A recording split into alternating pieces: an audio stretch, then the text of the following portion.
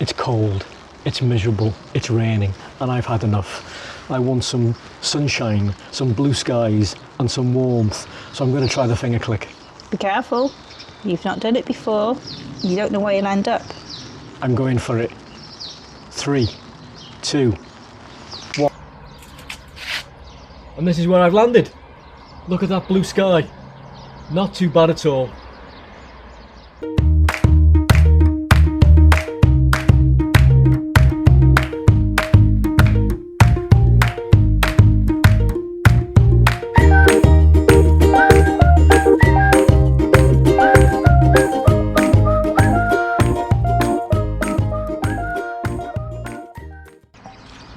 So here we are. I am in the Valencia region on the mainland in Spain, and the weather is fantastic. For the 3 days that I'm here, and I'm only here for that period, a long weekend, the forecast is fantastic, which I'm really grateful for. And I'm hoping to do 3 rides. I'm here in association with Café Ciclista. More about them later when I show you the premises. And today is the first of the 3 rides that we're going to do with the ride leader, Darren. We'll introduce you to Darren shortly. But hopefully we'll see some good scenery, we'll get some good riding in, and we'll have a good time. Stick around and watch what we get up to. This is the view from the accommodation. Not bad. Sure beats the UK.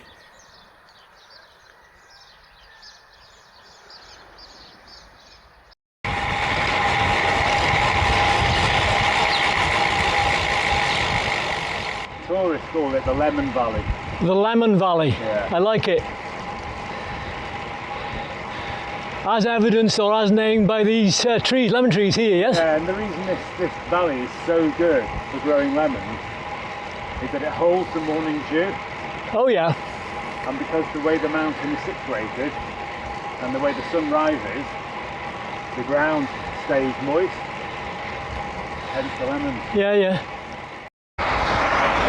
So, having left the village this morning, this is the first descent, a 2k descent, after a 1.5k climb.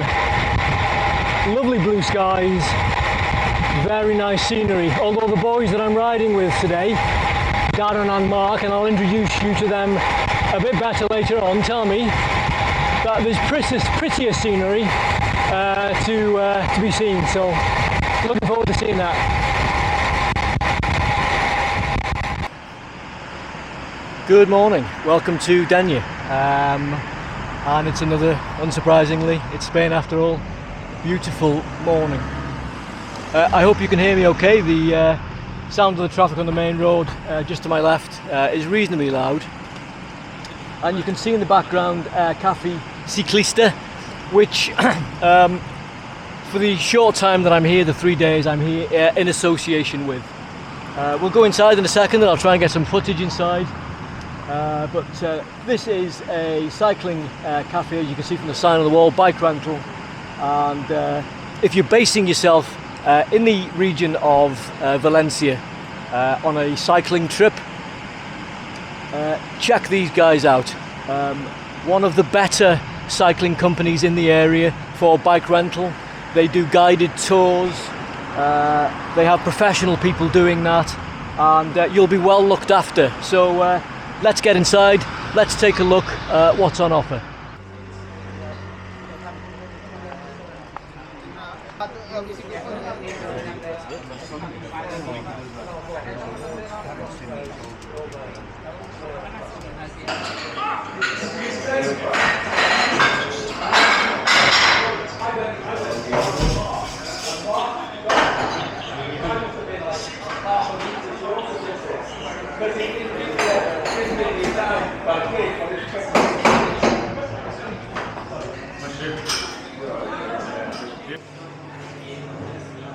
Plenty of cycling jerseys there, some photographs on the wall of famous people.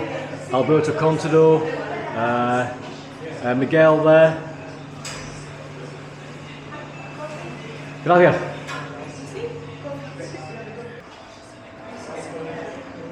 not coming out on the ride with us this morning, resting quite peacefully there. And if we pan round from left to right, you'll see the area where the coffee is served.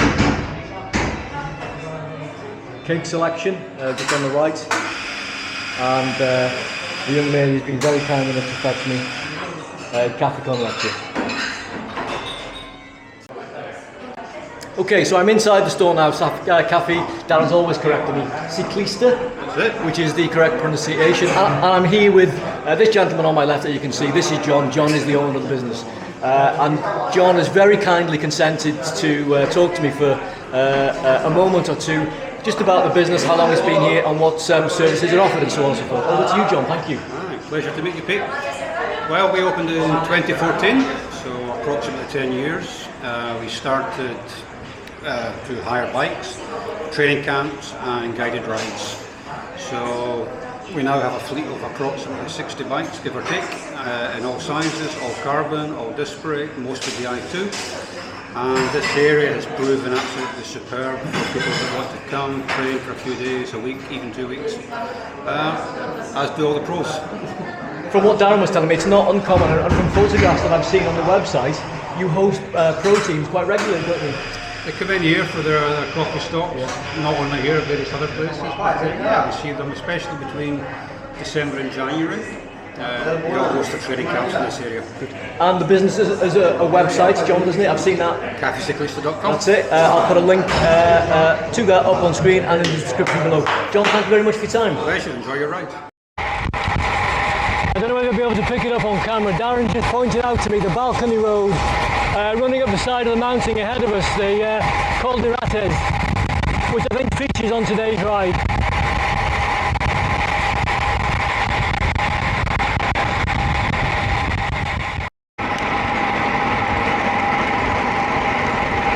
Just entering the town of Alcalali, I'm told.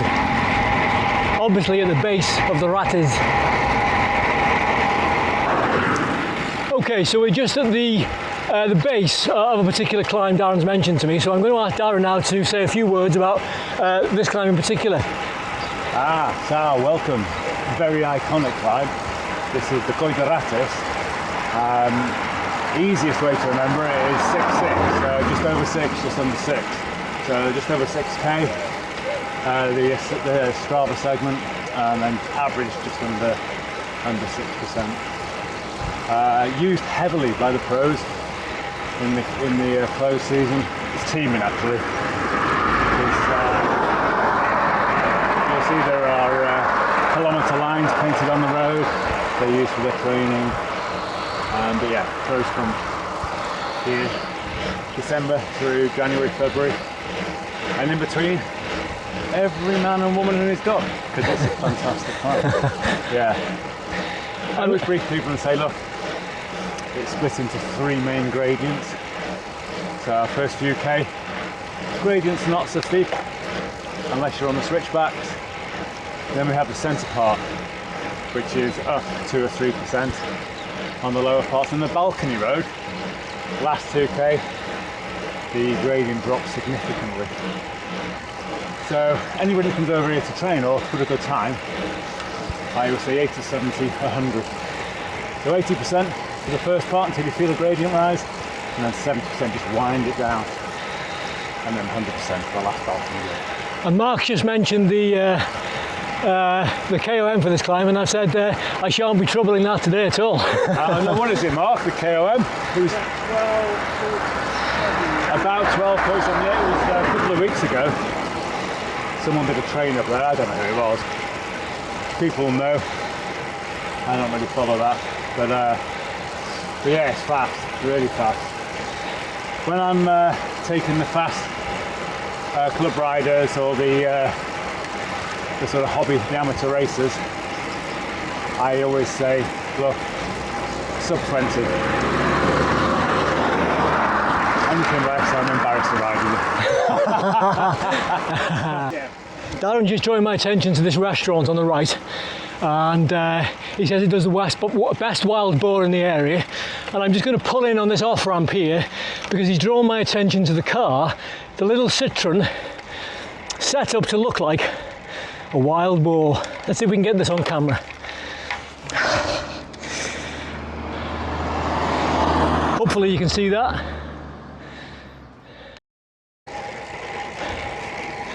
Okay, time to tell you a little bit about today's ride. I'm only on the island for a few days, long weekend, and in that time I'm hoping to do 3 rides. Today,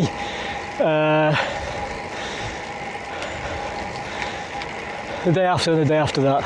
I've lost track of what today is. Anyway, it's 10:15 in the morning. Temperature wise, 21.6. Although warm to me, Darren was saying to me yesterday, still relatively cool for the temperatures that Spain can get up to. Anytime in the month of May, all of a sudden it's like a switch which flicks and the temperature can shoot up and be in the 40s. So tough conditions to cycle in. I'll catch up with Darren in a minute and ask him to tell us a bit more about today's route, what we're in for. Okay, tell us a little bit about today's route if you would, Darren, please. Okay, so normally the route would start, the route proper, obviously you've got to get here, but we call it El Clásico. We call the Ratas Loop, the classic loop. Starts in Parcent, finishes in Parcent. But we're extending that route today, so we're not going all the way back to Parcent. So it incorporates the Coll climb, which we're on now, 6, just over 6, just under 6, that's just over 6 Ks, just under 6% average. And then we head into what I can only describe as a spectacular, stunning valley, Val de Tarbena. It just opens up. It's a pot and surrounded by mountains. So we head undulating up and down. We've got a short descent after the 6K climb, and then up to the outskirts of the village of Tarbena. Then we swing a right towards Sacroata, which is the highest point of today's ride, 780 metres. We call that the roller coaster road, because if you're not going up, you're going down. It's up and down, up and down. Now it is classified as a climb by the Costa Blanca tourism department, but we've never done that. There's a kicker as you get to the summit, which is 13%. So there is a way of approaching that, because there are like 3 little kickers before it. And after that, we've got a stunning descent into Casta de Castells. So total distance today for this route? I think around about 85 kilometres. Okay, I'll put the mile conversion up on screen, because of course on mainland Europe everybody works in kilometres and metres. Nobody works in miles and feet. Listen to that point of order. Let's not shy away from this. Cycling across the world is in kilometres. End of, no description. And finish that now. Plus, here's one. Miles don't exist here. Yeah. And total ascent on this route, please, is? I can't remember. It's about 1,200, is it? Okay. 100 metres. And again, I'll put the proper conversion up on the screen for the viewers. Metres is metres. Just as we come around that corner, I looked at my head unit and saw that my heart rate, 158, 160. The gradient here is quite gentle. The speed at which we're riding it is quite comfortable, and I feel quite at ease. But saw that my heart rate was, I'd say, 158, 160, and knowing that, you know, Darren is a considerably stronger rider, more likely quite a bit fitter, I asked him what his heart rate was. What did you tell me, Darren? Oh, it's just zone 1, 120, just below. So 40 beats per minute lower than mine. I don't know, I mean, it's all relative, Pete. What's your max? 183, 184. Oh, okay, my max is just 190 odd, Yeah. so yeah, that makes you even worse.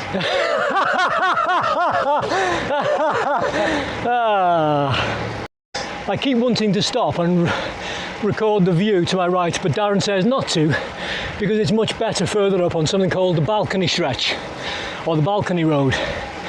So I'm hanging fire for a minute, showing you the view to... I think it's fair to say Pete's a bit overwhelmed by the views, which is really cool because it is jaw-droppingly stunning.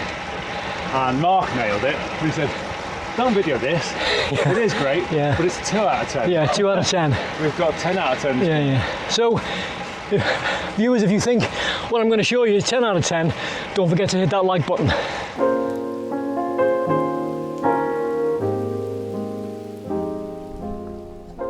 Okay, this is the stopping point on the Coll that Darren suggested that we stop at, take maximum advantage of the view that you can see over my shoulder. I'll turn the camera around in a second and I'll pan down the road that we've come up and I'll try and show you the road that we've still got to go. But first of all, I'm going to give you a pan shot of the valley behind me.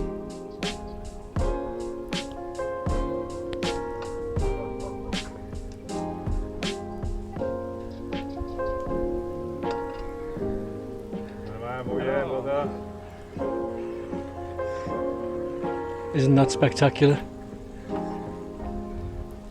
And the sea in the distance. So we're still ascending up in that direction. Let's just catch the boys up.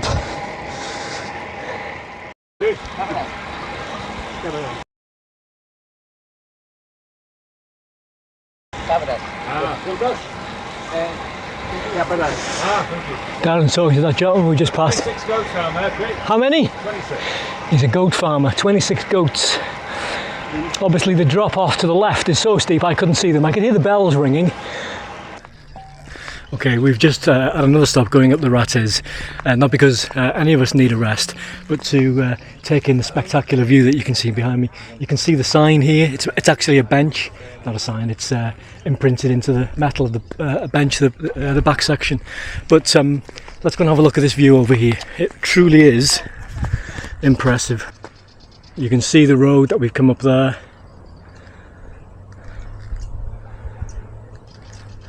And that valley floor which opens up ahead of us, and the buildings in the distance, and the hills, and the sea in the very far distance. You might not be able to pick it up on camera, but in the very distance, middle of the shot maybe, there is a white wall or a white line going over the hill. I'm actually told it's the perimeter wall of a leper colony built many years ago. A leper colony. Obviously times were a lot different back then. We'll pan around a bit further to the right. And up there is where we're going.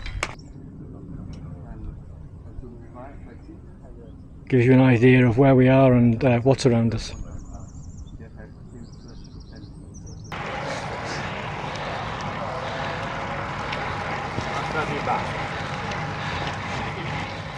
This is the south side of the peninsula. Yeah, Marina Alta. And as Darren has just pointed out, you can just see in the very far distance the top of the buildings, which is Benidorm.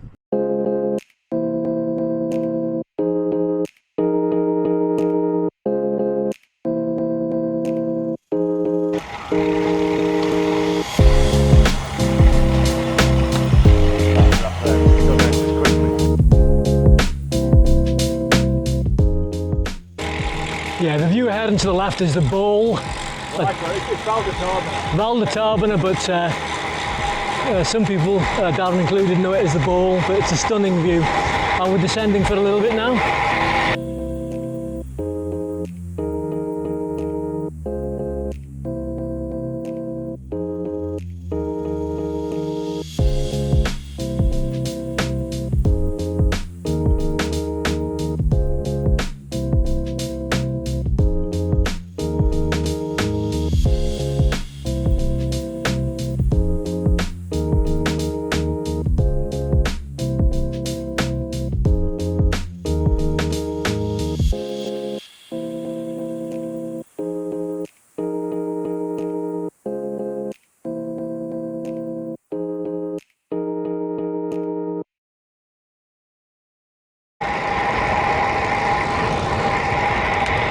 I was just talking to Darren about the scenery, and as we came around the bend he asked me what I thought of it, and obviously I was comparing it to Mallorca and some of the most impressive scenery that I've seen there, towards the Sacalobra climb and up to Cap Formento, and I'd have to say that the valley that we're in is equally as impressive. And Darren drew my attention to the quality of the road. The tarmac here is super smooth, pleasure to ride on. Darren just drawing my attention to the golden figurines, the statues on the bank to my right, and apparently it's the work of a Dutchman. I think it is, yeah.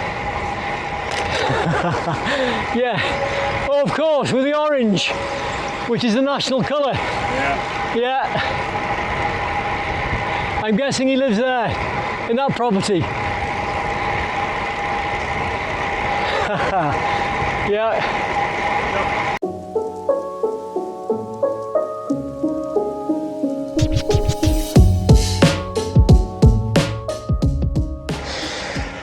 Okay, ladies and gentlemen of YouTube land, I'm riding now alongside Mark.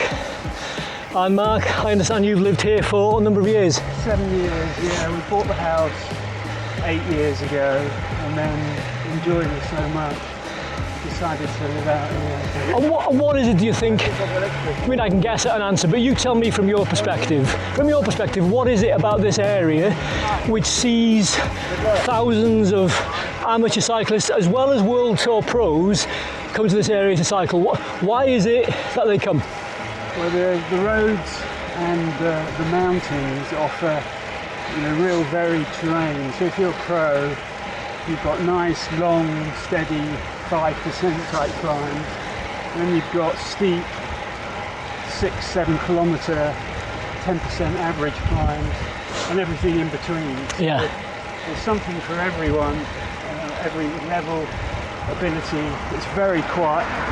Even in peak summer seasons out here, there's no one here. So if you're a cyclist, it's as close to paradise as you can get. And the climate, of course, is very agreeable. So Yeah. it's good all year round. Yeah, I can appreciate that, the quietness of the roads, whereas Mallorca during the peak season becomes saturated with us cyclists. Yeah. It's a little bit quieter here, you think? Very, very much. I've cycled. I've been to Mallorca 3 times in the off season and sort of more peaky, and it's much quieter here all year round. Very few tourists make it up into this area. Yeah. They stay by the coast. So when it's busy, you don't cycle the coast so much, and we spend our time in the mountains like today. It certainly is spectacular. It certainly is. That view to the right, the road on the valley floor, impressive. We have, people. We've got Matthew van der Poel bought a house here. Did he? So you've heard of him. Who hasn't? It's hard to miss these days. Absolutely. He's winning everything going, isn't he? Remco is Eaglepool. He's got a place in Calpe, and their teams, train and base themselves here. And at certain times of year, for what Darren was saying, World Tour teams, World Tour pros are 2 a penny. Yeah. You're falling over them. About 25, 30 teams come a year, and there are extensive resources to support them. So some of the hotels have hyperbaric chambers, so the pros can sleep. Of course, yeah. Train low. Altitude acclimation, yeah. Yeah. Thank you. So we're just leaving the tarmac here, going over a little bit of a gravel, because apparently there's a nice viewing area up ahead. And as I said to the chaps, I'm only here once. Let's go and take a look. Let's show the viewers, i.e. you, this nice viewing area. And if you enjoy it, make sure you give the video a thumbs up. Thank you. It helps out the channel quite a bit. I'm keen to grow it, and you giving it a thumbs up will help in that regard. Okay, here we are. I've only stopped here once, that's when I bought that. So the road in the distance that you can see ahead is the road that we've just come up, and if I pan round to the left, you'll see it's snake back down the hillside. It's a lovely gentle climb to come up, not too steep. We didn't ride it quick, we took it nice and easy, and it was a pleasure to ride up. We chatted, had a little bit of a laugh and a joke on the way up, which is what it's all about.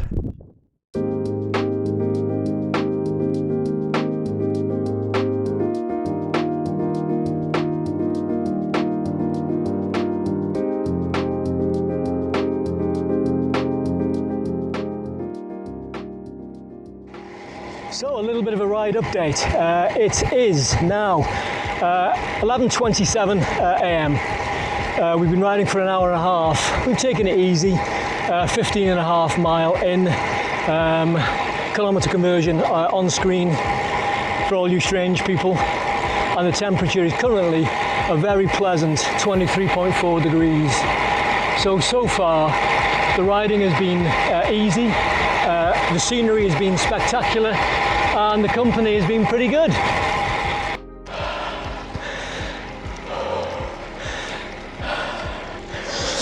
Highest point of today's ride.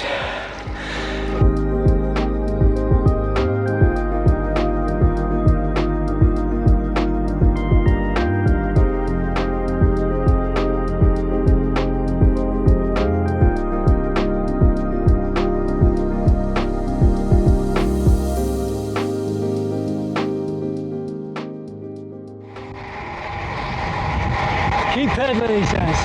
Keep the power on.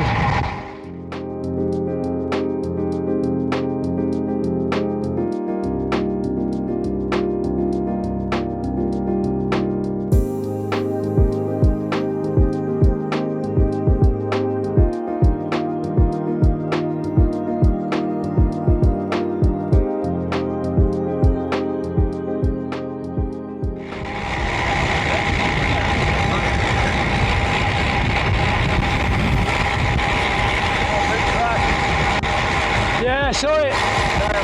Yeah, I saw him. Nasty crash there on the left. As we came around those side bends, there was a rider in that group that we saw. There were about 3 of them on the right. There was a lone rider on the left who'd obviously come off. Looked as if he'd had quite a nasty gash on his leg. You're going to be stopping for water to get your bike in easy gear because it's an uphill start. Okay.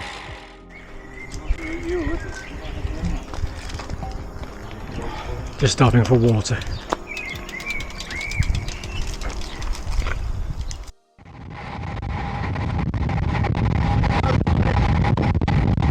Okay, Mark's now on the front, then Darren and me going down this descent.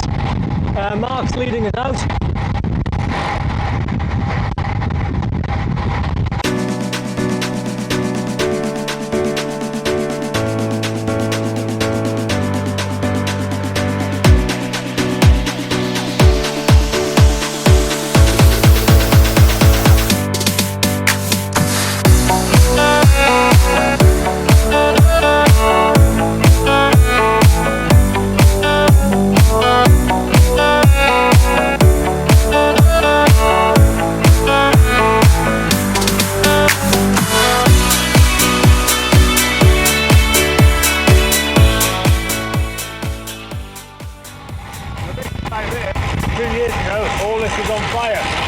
Was it? Yeah, all scorched. Yeah. It looks very lunar-like, doesn't it? Yeah, because it's all gone. Big fire a couple of years ago.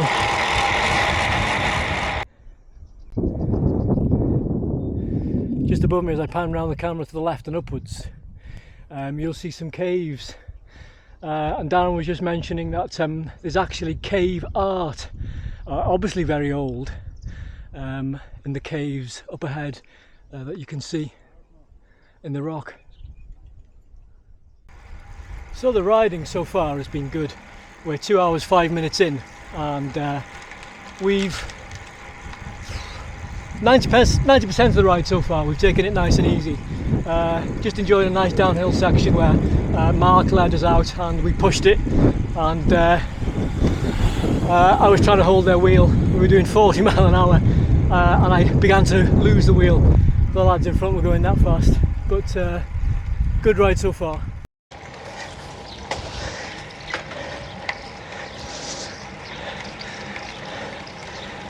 Just coming up to the coffee stop.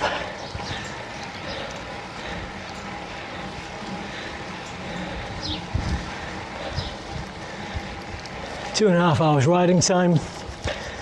Temperature currently 26 degrees, very pleasant. 12:30, 3,727 foot of ascent climbed so far.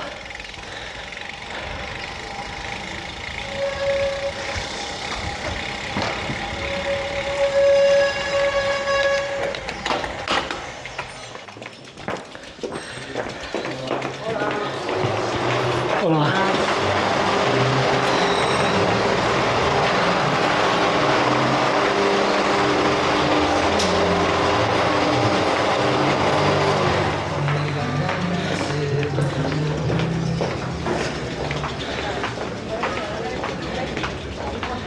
Obviously popular with other cyclists.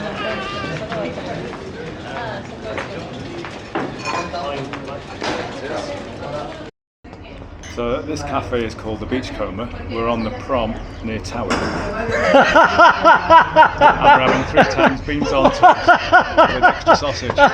Now that, my friends, is YouTube gold. That's an inside joke for Darren and I in relation to back home. But on a serious note, what I'd actually asked Darren to tell us, or to tell you, is the name of the cafe or restaurant where we stopped, the name of the town, and what it is that we've ordered, because Darren did it all in Spanish and I just sort of sat there quietly. So the village is called Valdebo. Beautiful place. There are three or four cafes here, but we always choose this one because it's a courtyard and it's in the sun. They always look after us, so we often come. This is our favourite stop in the area. So yeah, it's called Bar Capri, as in Ford Capri, and we've just ordered some drinks: agua con gas, which is fizzy water; café con leche, which is coffee with milk, and 3 tostadas. Tostadas it's bread. It's half a what do you call them? Baguette. A baguette, thank you. Half a baguette with a tomato base and tuna. It's very traditional. Spanish have 2 breakfasts, and this will be their first breakfast. So it's very traditional to have a tostada. There we go. Gracias. De nada. Okay, and that's the coffee stop done. A lemon Fanta type thing for me, very refreshing drink, no coffee and no cake. I don't know what's going on, but the sort of half baguette with tomato and tuna that I had was very nice. So the homeward leg. The chaps were just saying that I'm in for a treat on the next descent, as it's their favourite in the area. Your favourite in the area completely. Yeah, I mean it's not the longest. The next valley is a 22-kilometre descent, but this one's nice because it's twisty. The views are just to die for. Yes, it's a lovely descent. Okay. You've got a sea view, mountain view. Yeah, it's great. Look forward to that. So this is the top of the climb of La Val de Ebo. 540 metres, as you can see there.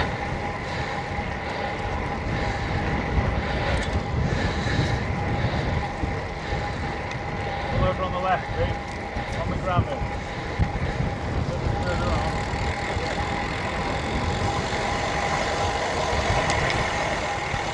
Clear. Oh, here, yeah. Oh.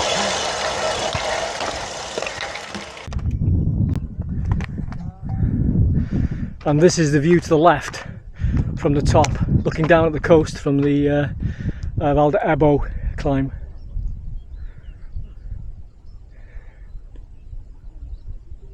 What's the city in the distance, Benidorm? No, Benidorm's there. So that's Oliva. And then further on, Gandia. Darren was just saying now this descent is an impressive descent, and from top to bottom it takes about 10 minutes. So let's enjoy the footage. Cue music.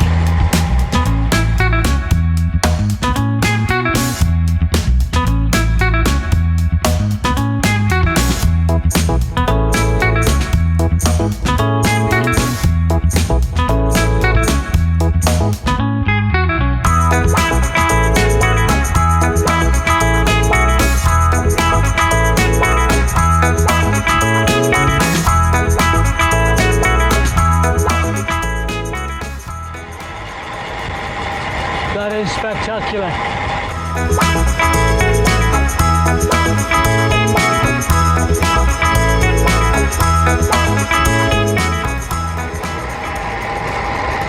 Some nice switchbacks.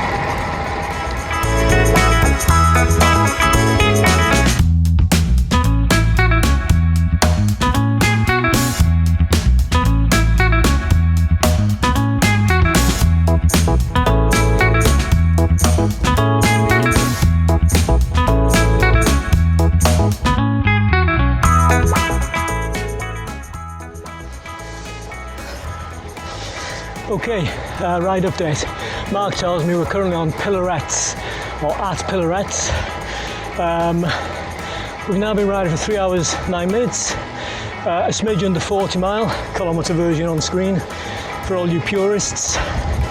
Temperature a very comfortable 28.3 and 4,515 foot of ascent done so far.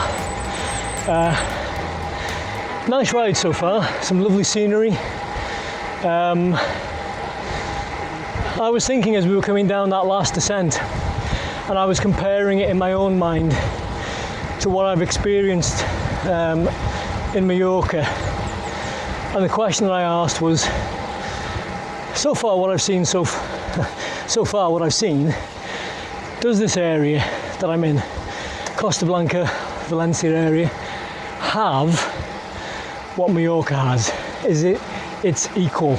And I'd have to say, so far, yes, but it has one extra thing. Clearly it's got the weather, it's got the very smooth tarmac roads, which we all appreciate. It's got damn fine scenery, and it's also got one extra thing, a bonus, and that is significantly less vehicular traffic than the island. Both Mark and Darren have commented to me that the roads we've ridden on today are very quiet. Car back! And in comparison with the cars on the island of Mallorca, it's significantly quieter. So, if you want a very similar experience to Mallorca, but you want quieter roads, this is a good bet. Put it on your list. I really don't think you'll be disappointed.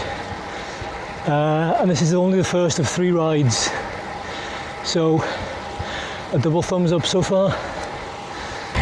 We've just turned off the main road. I heard the lads talk about cutting through the orange groves, which I'm guessing,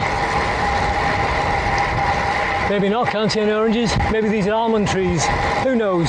Oh, I can see some oranges ahead, must be orange, yes, there they are. There's the evidence. Okay, so on the right and left of us, orange groves. Darren said, do you want to go scrumping? The boys have stopped to scrump. Scrumping in progress. You're allowed to take a few. You're allowed to do anything as long as you don't get caught. Says the ex-policeman. Car up. Oh, now we're going to get in trouble. Hi, there's that mountain. Darren was just saying that the mountain ahead of us is called El Mongo, the sleeping elephant. Fortunately, he's not taking me cycling up there today.